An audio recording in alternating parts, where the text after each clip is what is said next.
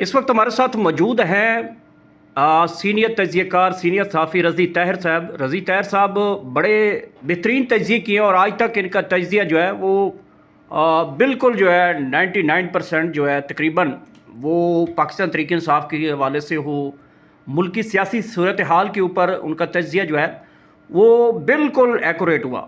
حال ہی میں انہوں نے ایک پروگرام کیا تھا مظہر برلاس صاحب کے ساتھ، اور اس میں عمران خان کے ساتھ رہائی کے حوالے سے جو ڈیل کی گئی تھی، اس ڈیل کو لے کر جو جس طریقے پچھلے 3 مہینوں سے عمران خان کا سوشل میڈیا بند رہا، عمران خان سے ملاقاتیں بند رہیں، جواب الجواب جو ہے عمران خان جو دیتے تھے وہ بھی بند رہا. مطلب بڑے پرسکون ماحول میں جو ہے بات چیت آگے بڑھ رہی تھی. رضی طاہر صاحب، یہ 3 مہینے پہلے جو عمران خان صاحب کے لیے کہا گیا کہ آپ اپنے سوشل میڈیا کو چپ کرائیں، سوشل میڈیا کئی عرصے تک چپ رہا، عمران خان سے کئی چیزیں منوائی گئیں اور عمران خان نے جو چیزیں کہیں اس کے اوپر عمل درآمد ہوتا ہوا ہمیں دکھائی دے رہا تھا.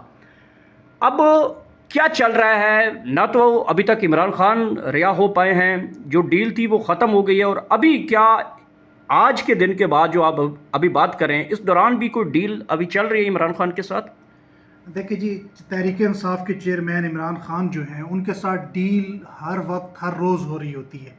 یعنی اگر کوئی یہ کہے کہ عمران خان کے ساتھ ڈیل نہیں ہوتی، بات نہیں ہوتی، ان کے ساتھ مذاکرات نہیں ہو رہے ہوتے، تو یہ تو غلط بات ہے. یہ انتہائی آپ کہہ لیں کہ وہ شخص بات کرتے ہیں جو صرف ایک طرف ایک سائڈ کو اٹھانے کے لیے بات کر رہے ہوتے ہیں.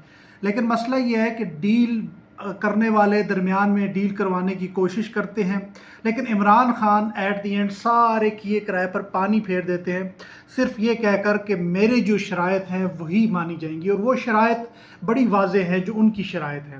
اب پچھلے 3 مہینے کا جو سناریو تھا وہ تھوڑا سا مختلف ہوا. بہت سے صحافیوں نے بڑی خبر دی، نجم سیٹھی ہو گئے، مظہر برلاس ہو گئے، زبیر خان ہو گئے، اور اس کے علاوہ بھی باقی صحافیوں نے یہ بتایا کہ عمران خان سے کچھ انتہائی اہم ملاقاتیں ہوئی ہیں. اور اس بات میں کوئی رائے نہیں کہ عمران خان سے ملاقاتیں ہوئی ہیں اس دوران، لیکن یہ ہے کہ عمران خان ان کی باتیں ماننے کو تیار نہیں تھے.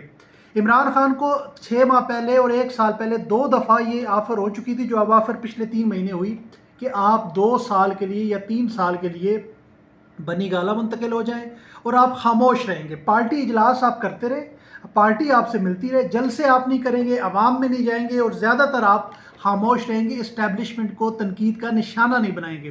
یہ وہ بات تھی جس پر عمران خان نے انکار کیا کہ ایسا ممکن نہیں ہے.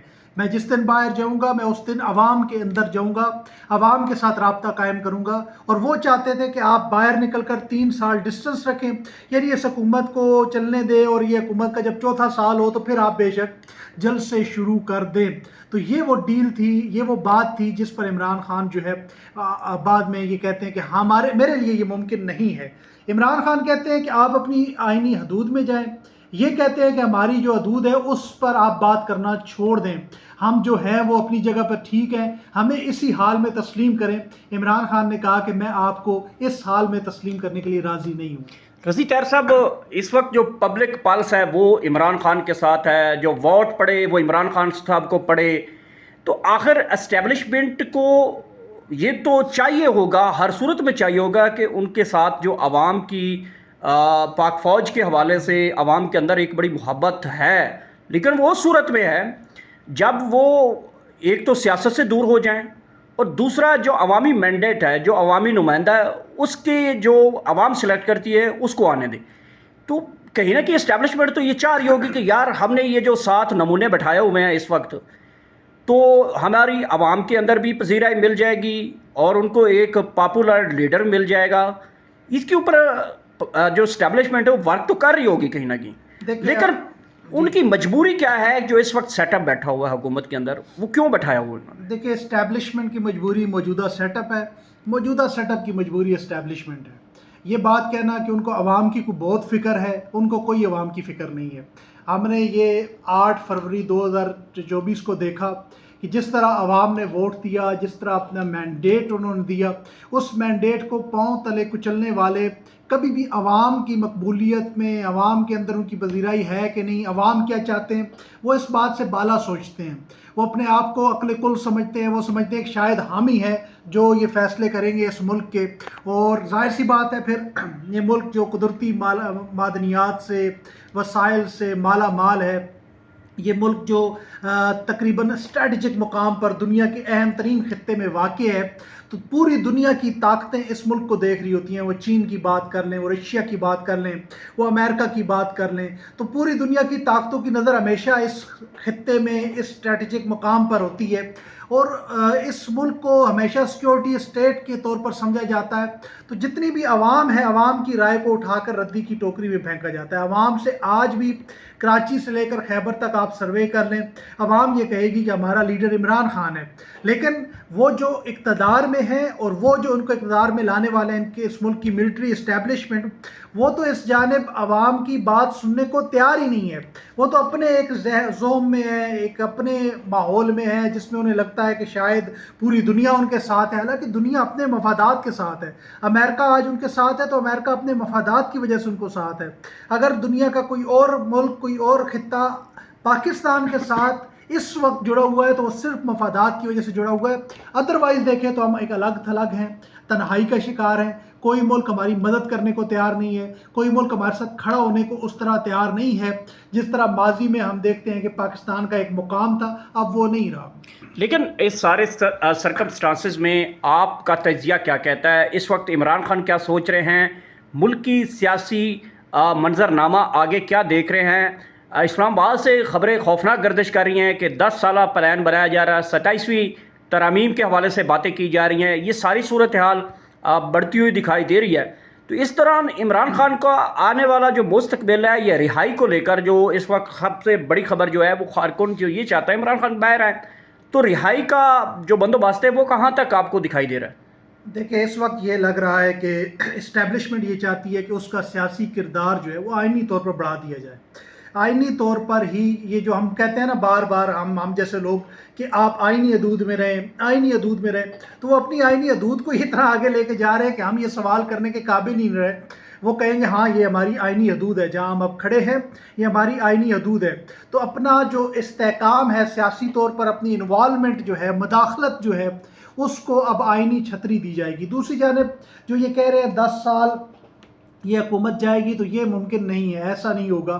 یہ اسمبلی اپنی مدت کیسے بڑھا سکے گی؟ اس کی کوئی ماضی میں، خیر ماضی میں بہت سی ایسی چیزوں کی مثال نہیں ملتی جو انہوں نے کی ہے، لیکن یہ ممکن نہیں ہوگا کہ ایک اسمبلی جو 5 سال کے لیے عوام نے منتخب کی ہے وہ اپنے آپ کو ووٹ دے کر کہے کہ ہم اب 10 سال کے لیے ہو گئے. ایسا نہیں ہو سکتا، یہ نہیں ہوگا. دوسرا دیکھیں پلان جو انہوں نے بنایا ہوا ہے وہ تو عمران خان کو لمبا اندر رکھنے کا بنایا ہوا ہے کہ ہم عمران خان کو کم از کم 3-4 سال اندر رکھیں گے، جو ان کی منیمم ایک اعداد و شمار وہ رکھتے ہیں. لیکن مسئلہ یہ ہے کہ کیا عمران خان کے خلاف جو کیسز ہیں وہ اتنے لمبے چل سکتے ہیں؟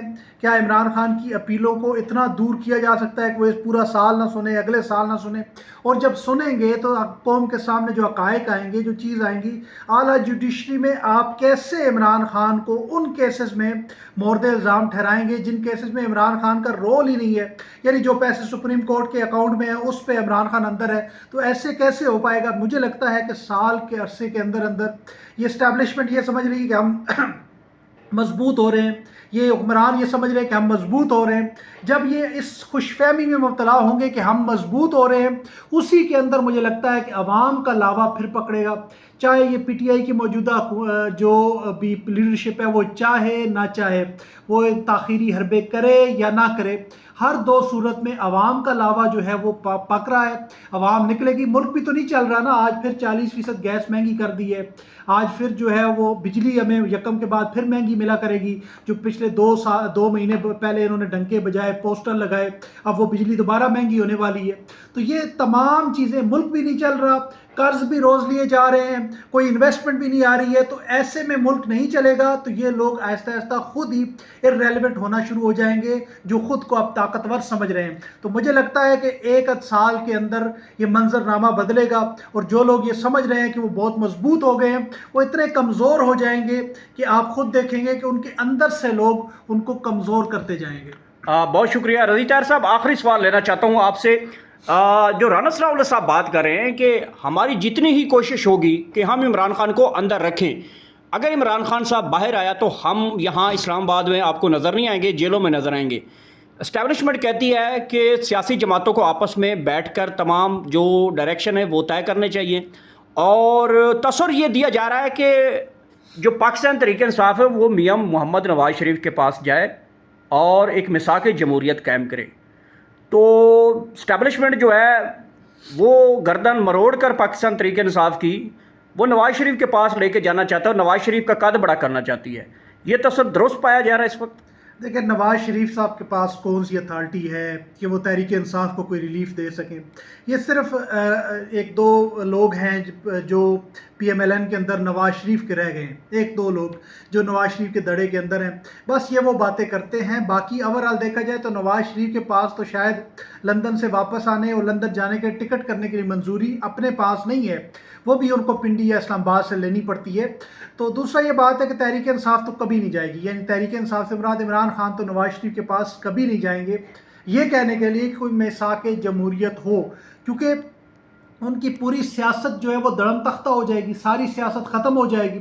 ان کی سیاست کی بنیاد ہی یہ ہے کہ یہ دو پارٹیاں جو ہے پاکستان کی دشمن ہے، اور ان دو پارٹیوں نے اپنے عمل سے عمران خان کے نظریے کو ثابت کیا ہے۔ 26ویں آئینی ترمیم کو دیکھ لیں، ڈی چوک کے سانحے کو دیکھ لیں، 26 نومبر کو دیکھ لیں، اس سے پہلے پچھلے 2 سال کی فسطائیت کو دیکھ لیں، سیاسی جماعتوں کے جو کردار کو دیکھ لیں، اپنے کردار کو محدود کر کے اسٹیبلشمنٹ کی گود میں ڈالنے کو دیکھ لیں، تو ان دو سیاسی جماعتوں نے ثابت کیا ہے کہ عمران خان ٹھیک کہتا تھا کہ یہ دونوں سیاسی جماعتیں صرف اپنے اقتدار کے لیے، اپنے بچوں کے اقتدار کے لیے یہ صرف کام کرتی ہیں، یہ اس ملک کے عوام کے لیے کام نہیں کرتی، اس ملک کے مستقبل کے لیے کام نہیں کرتی۔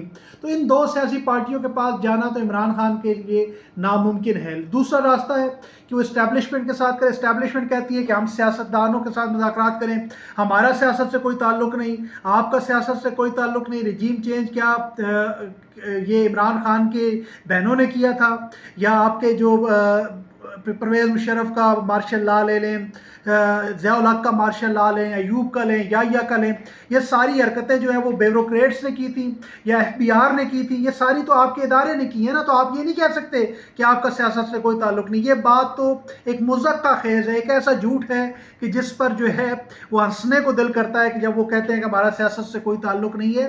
ایٹ دی اینڈ ہم سب کو، پورے پاکستان کے عوام کو، پاکستان کی اشرافیہ کو، قیادت کو، سیاسی جماعتوں کو یہ سوچنا پڑے گا کہ ملک پاکستان کی عوام نے چلانا ہے، یہ ہم نے چلانا ہے، یہ پاکستان کے عوام کے فیصلے ہونے ہیں، اور جب عوام کے فیصلے ہوں گے ان دو سیاسی جماعتوں کا اور تیسرا اسٹیبلشمنٹ کا سیاسی رول ختم ہوگا۔ یہی وجہ ہے وہ کہتے ہیں کہ اگر عمران خان باہر آ گیا تو ہم نہیں رہیں گے۔ Thank you.